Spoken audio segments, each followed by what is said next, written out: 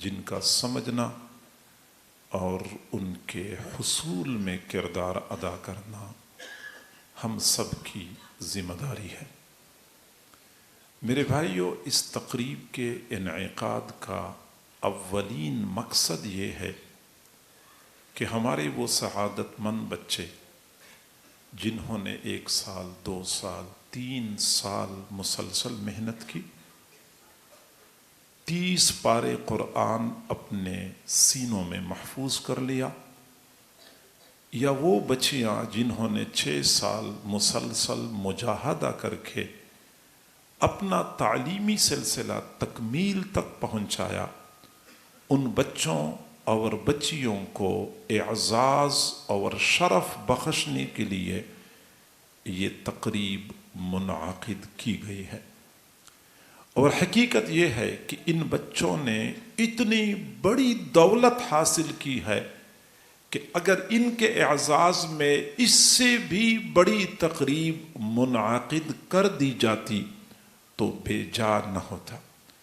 مسلم شریف کی روایت ہے، حضور صلی اللہ علیہ وسلم نے حضرات صحابہ کرام کو فرمایا، تم میں سے کوئی بندہ پسند کرتا ہے کہ صبح کے وقت گھر سے نکلے، عقیق یا بطحان مقام پہ چلا جائے، وہاں تجارت کرے، خرید و فروخت کرے، اور شام ہونے سے پہلے پہلے 1 اونٹنی منافع میں کما کر لے آئے؟ اللہ کے نبی، ہم میں سے ہر بندہ یہ پسند کرتا ہے۔ آپ نے پھر فرمایا کہ تم میں سے کوئی بندہ پسند کرتا ہے کہ صبح کے وقت گھر سے نکلے، عقیق یا بطحان مقام پہ چلا جائے، وہاں تجارت کرے، خرید و فروخت کرے، شام ہونے سے پہلے پہلے 2 اونٹنیاں منافع میں کما کر لے آئے؟ اللہ کے نبی، ہم میں سے ہر بندہ یہ پسند کرتا ہے۔ تب آپ صلی اللہ علیہ وسلم نے فرمایا، قسم ہے اس پروردگار کی جس نے مجھے حق کے ساتھ مبعوث فرمایا، کہ تم میں سے کوئی بندہ صبح کے وقت گھر سے نکلتا ہے، قرآن مجید کی 1 آیت سیکھتا ہے، یہ 1 اونٹنی کمانے سے افضل ہے۔ 2 آیتیں سیکھ لے تو 2 اونٹنیاں کمانے سے افضل ہے۔ اگر 1 آیت سیکھنا 1 اونٹنی کمانے سے افضل ہے تو وہ سعادت مند بچے اور وہ بچیاں جنہوں نے 6000 سے زیادہ آیتیں صرف سیکھی نہیں ہیں بلکہ زبانی یاد کر کے اپنے دلوں میں محفوظ کر رکھی ہیں، انہوں نے کتنی بڑی دولت سمیٹی ہے، ہم اس کا خود اندازہ لگا لیں۔ ان بچوں کے اعزاز اور شرف میں یہ تقریب منعقد کی گئی ہے۔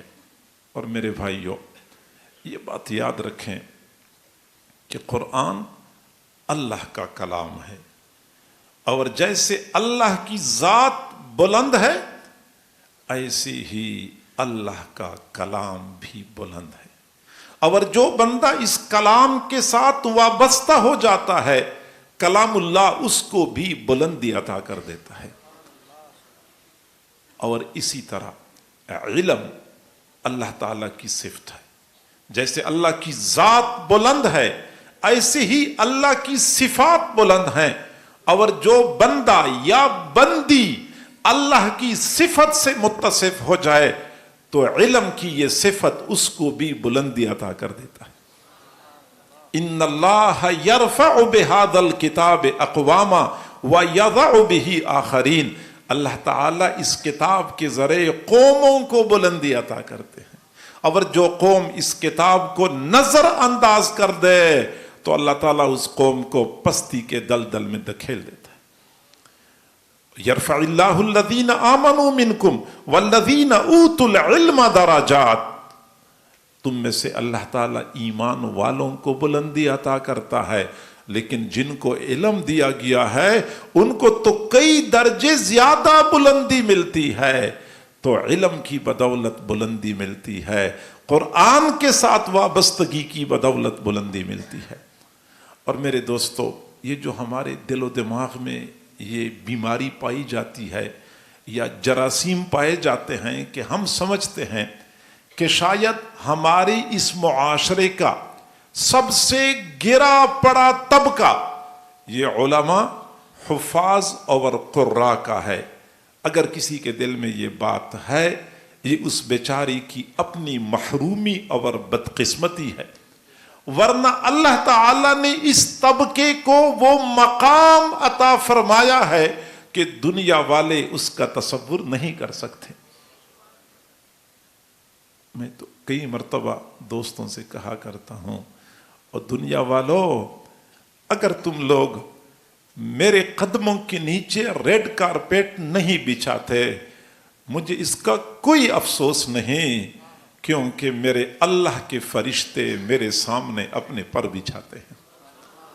اور دنیا والوں، تم لوگ سوشل میڈیا پہ میری کردار کشی کرتے ہو، میرے خلاف جھوٹے پروپیگنڈے کرتے ہو، مجھے اس کا کوئی ملال نہیں، کیونکہ سمندر میں مچھلیاں، سوراخوں میں چوینٹیاں اور جنگل میں چرند پرند میرے لیے دعائیں کرتی ہیں۔ اور دنیا والوں، تم لوگ الیکٹرونک میڈیا پہ، پرنٹ میڈیا پہ میرے خلاف رائے عامہ کو ہموار کرتے ہو، مجھ پہ بیہودہ الزامات لگاتے ہو، مجھے اس کا کوئی افسوس نہیں، کیونکہ میرا اللہ فرشتوں کی مجلس میں میری تعریفیں کرتا ہے۔ مجھے میرے اللہ نے وہ مقام دیا ہے، مجھے نہ دنیا والوں کی تعریف کی ضرورت ہے، نہ تنقید کی پرواہ ہے۔ ہاں، اتنی سی بات ہے کہ جو لوگ ان علماء، حفاظ اور قراء کی تعظیم کرتے ہیں، ان پر لمحوں میں سعادت کے دروازے کھل جاتے ہیں، اور جو تحقیر اور بے حرمتی کرتے ہیں، بدبختی اور شقاوت ان کا مقدر بن جاتی ہے۔ امام احمد بن حنبل رحمۃ اللہ علیہ وقت کے بلند پایا فقیہ تھے اور محدث تھے۔ ان کے زمانے میں ایک ڈاکو تھا، بدنام زمانہ، لوگوں کے لیے وبال جان بنا ہوا تھا۔ وہ ڈاکو فوت ہو گیا، کسی نے خواب میں دیکھا کہ ڈاکو جنت کے عالیشان محل میں ٹھہرا ہوا ہے۔ خواب دیکھنے والا حیران کہ اس کو یہ مقام کیسے ملا، پوچھا کہ تو ڈاکو تھا، بدنام زمانہ، لوگوں کے لیے مصیبت بنا ہوا تھا، تجھے یہ مقام کیسے ملا؟ تو ڈاکو نے کہا کہ تھا تو میں بہت برا، لیکن میں نے ایک کام ایسا کیا جو اللہ کو پسند آیا، اللہ نے میری بخشش کا فیصلہ فرمایا۔ ایک دن نہر کے کنارے بیٹھ کے میں نے ہاتھ دھونے تھے، ابھی میں نے نہر میں ہاتھ ڈالے نہیں تھے، میں نے دیکھا میں تو اوپر کی جانب بیٹھا ہوا تھا، نچلی جانب امام احمد بن حنبل رحمت اللہ علیہ نہر کے کنارے بیٹھ کے وضو کر رہے تھے۔ میں نے سوچا میں گناہگار آدمی، بدکار آدمی، میرے ہاتھوں کا استعمال شدہ پانی امام احمد بن حنبل کی طرف جائے گا، یہ تو ان کی تعظیم کے خلاف ہے۔ میں وہاں سے اٹھا، دور ایسی نچلی جانب چلا گیا اور میں نے وہاں پہ ہاتھ دھو لیے، میں نے امام احمد بن حنبل کی تعظیم کر لی، اللہ نے میری مغفرت کا فیصلہ فرما دیا۔ میرے بھائیوں، یہ طبقہ، یہ اللہ کا پیارا طبقہ ہے، یہ اللہ کے لاڈلے ہیں، ان کی تعظیم کرتے ہیں، اللہ کی طرف سے رحمتوں کے دروازے کھلتے ہیں۔ اگر بے حرمتی کرتے ہیں تو اللہ تعالیٰ خود انتقام لیتا ہے، اور جس سے اللہ انتقام لیتا ہے اس کو عبرت کا نشان بنا دیتا ہے۔ تاریخ اس بات پہ گواہ ہے۔ میرے بھائیوں، بات کسی اور طرف جا رہی ہے، لیکن جب جا رہی ہے تو پھر جانے دیں، شاید آپ لوگوں کے لیے اس میں فائدہ ہو۔ حضرت مولانا گیلانی صاحب، مناظر احسن گیلانی صاحب رحمۃ اللہ علیہ، حضرت مولانا مناظر احسن گیلانی رحمہ اللہ نے ایک واقعہ لکھا ہے۔ فرماتے ہیں کہ ہم ایک مرتبہ چند ساتھیوں کے ہمراہ سفر کر رہے تھے، कार में सवार थे तो चलते चलते एक होटल पे हम चाय पीने के लिए रुक गए। तो हम चारपाइयों पे बैठ गए और हमने होटल वाले को चाय का ऑर्डर दिया। वो चाय बना रहा था और हम वहीं बैठ के बातें कर रहे थे। तो सामने वाली चारपाई पे हमने एक बंदे को देखा जो बैठा हुआ था और छत को घूर रहा था, फिर कभी दीवारों को घूरना शुरू कर देता था, फिर कभी बाहर की तरफ देख रहा था, फिर खड़ा हो गया, दरवाजे के पास सड़क के किनारे खड़ा हो गया और कुत्ते की तरह भौंकना शुरू कर दिया। फिर वापस आया, फिर चारपाई पर बैठ गया, फिर कभी छत को घूरता था, कभी दीवारों को घूरता था, फिर चला गया, सड़क के किनारे खड़ा हो गया और कुत्ते की तरह भौंकना शुरू कर दिया। कहते हैं हमें ये तो समझ में आ गई कि दिमागी तवाजुन ठीक नहीं है, लेकिन ये जो वक्फे वक्फे से जाता है, सड़क के किनारे खड़े होकर ये भौंकता है, इसकी वजह क्या है? हमने होटल वाले से पूछा तो होटल वाले ने जवाब दिया कि तुम भी शक्ल सूरत से मौलवी लगते हो। मैं आपको बताता हूं कि मसला किया था।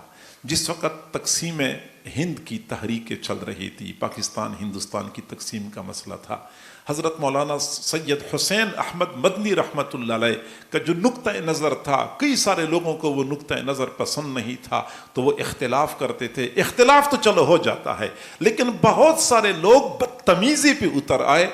एक दिन हज़रत मदनी रहमतुल्लाह अलैह जलसे में तकरीर कर रहे थे। ये बंदा अपने ख़ानदान का मोअतबर बंदा था, बड़ा बंदा था, ख़ानदान के फ़ैसले यही बंदा किया करता था। जब हज़रत मदनी रहमतुल्लाह अलैह तकरीर कर रहे थे तो ये बंदा मजमे में बैठा हुआ था और अचानक खड़ा हो गया और कहने लगा कुत्ते की तरह भौंक रहा है, कुत्ते की तरह भौंक रहा है। हज़रत मदनी रहमतुल्लाह अलैह थोड़ी देर के लिए खामोश हो गए, फिर आसमान की तरफ देखा। पता नहीं उस मर्द कलंदर ने जो आसमान की तरफ देखा तो अल्लाह से किया इल्तिजा की, बस उन्होंने अपनी तकरीर दोबारा शुरू कर दी, तकरीर खत्म हो गई। ये बंदा घर वापस लौटा, 3 दिन के बाद इसका दिमागी तवाजुन खराब हो गई। तवाजुन तो खराब है, लेकिन उस दिन से लेके अब तक यही काम करता है। हर थोड़ी देर के बाद सड़क के किनारे खड़ा हो जाता है और कुत्ते की तरह भौंकना शुरू कर देता है।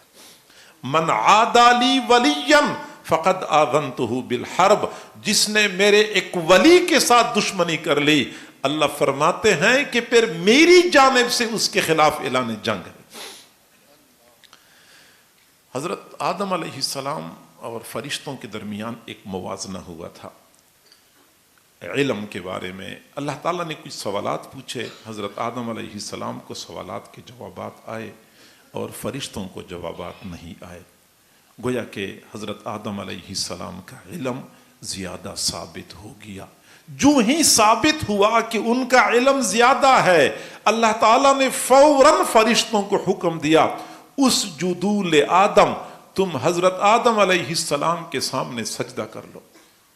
फरिश्तों ने सजदा किया। अल्लाह ने पहले दिन दुनिया वालों को ये पैगाम दिया कि जहां इल्म होता है वहां सर झुकाना पड़ता है, जहां इल्म होता है वहां पे आजिज़ी करनी होती है, इल्म के सामने अक्कड़ का मुजाहरा नहीं करना होता। फरिश्तों ने सजदा किया, फरिश्तों को अल्लाह ने वो मकाम दिया कि वो मकाम दुनिया के लिए ज़रबुल मसल बन गया। लेकिन उसी मजलिस में एक बदकिस्मत था, इब्लीस, उसने सजदा करने से इनकार किया। अल्लाह ने फरमाया फखरुज मिनहा फइन्नका रजीम, निकल जा मेरे दरबार से, तू मरदूद है। शैतान दरबार से निकल गया। अल्लाह ने फरमाया व इन्ना अलैका लानती इला यौमिद्दीन, क़यामत के दिन तक तुझ पर मेरी लानत है। आज तक हर बंदा शैतान पर लानत भेजता है, शैतान पर फटकार बरस रही है। वजह किया है? कभी आपने गौर किया है? ज़ैद, अमर, बकर, नेक और गुनाहगार सारे के सारे शैतान पर लानत भेजते हैं। शैतान का जुर्म किया था, शैतान ने जिना किया था नहीं, शैतान ने चोरी की थी नहीं, शैतान ने शराब पी थी नहीं, शैतान का जुर्म किया था। शैतान का जुर्म यह था कि उसने इल्म की ताज़ीम नहीं की थी। इल्म की ताज़ीम न करने की वजह से शैतान को अल्लाह के दरबार से निकाल दिया गया। आज तक रांदा दरगाह बना हुआ है। लिहाजा आप हजरात से मेरी गुजारिश है कि इस तकरीब के इनेकाद का मकसद ये कि सारे लोग नीचे बैठे हुए हैं, या तो ये हुफ़ाज़ हैं जो कुर्सियों पे बैठे हैं, या ये उलमा हैं जो कुर्सियों पे बैठे हैं। आपको ये पैगाम दिया जा रहा है कि ये वो तबका है जो ताज़ीम और एहतराम के काबिल है। आप ताज़ीम करेंगे, सआदत के दरवाजे खुलेंगे, बेहुरमती करेंगे, शकावत और बदबख्ती आपका मुकद्दर बन जाएगा। अल्लाह ताला हमें शकावत और बदबख्ती से महफूज फरमाए। ये इस तकरीब के इनेकाद का अव्वलीन मकसद है। इस तकरीब के इनेकाद का दूसरा मकसद, आप हजरात, मुझे और हमारी बहनें और बेटियां सबको एक खामोश दावत दी जा रही है कि जैसे आज इन बच्चों के लिए सआदत की बात, इनके वालिदैन के लिए बड़ा एजाज़ और शरफ है, ऐसी ही ये शरफ और एजाज़ हमें भी हासिल हो सकता है। हमें भी अल्हम्दुलिल्लाह अल्लाह ने साहिब औलाद बनाया है। किसी के घर में बेटा है, किसी के घर में पोता है, किसी की बेटी है, किसी की पोती है। क्यों ना हम अपने बच्चों को, अपनी बच्चियों को कुरान और हदीस की तालीम के लिए वक्फ कर दें, ताकि ये सआदत हमें भी हासिल हो जाए। ये हमें दावत दी जा रही है।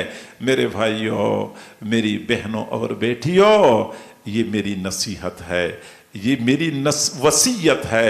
अपने बच्चों पे तरस खाएं, अपनी बच्चियों पे तरस खाएं।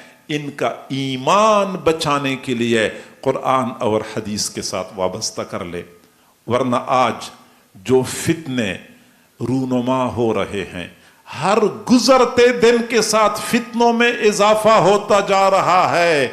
नौजवान नस्ल इल्हाद और लादीनियत के दलदल में धंसती चली जा रही है। अपने बच्चों और बच्चियों का ईमान बचाएं, उनको कुरान और हदीस की तालीम से आरास्ता पे रास्ता कर दें। ये बच्चे, ये बच्चियां दुनिया में हमारे लिए सआदत का बाइस, सुरूर और मुसर्रत का बाइस,